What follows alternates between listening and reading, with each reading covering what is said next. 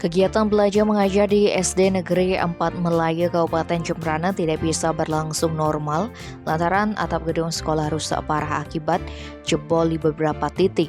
Kondisi itu memaksa proses belajar dilaksanakan secara bergiliran.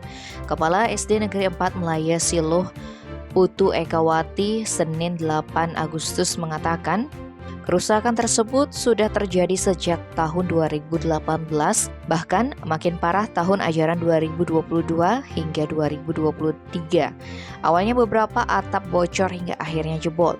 Pihaknya sudah melaporkan kerusakan itu untuk mendapat penanganan lebih lanjut dengan kondisi atap ruang kelas jebol. Kelas 4 dan 6 terpaksa belajar di areal parkir karena khawatir siswa tertimpa jatuhan material. Kepala Dinas Pendidikan Pemuda dan Olahraga Kabupaten Jembrana Gusti Putu Anom Saputra membenarkan terjadinya kerusakan di sekolah itu sejak tahun 2018. Pihaknya mengaku sudah mengecek dan mengusulkan agar mendapat perbaikan lewat DAK tahun 2023.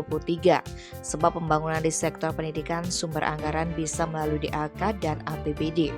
SD Negeri 4 Melaya disebutnya juga sudah diusulkan untuk mendapat anggaran DAK 2023 melalui aplikasi Krisna.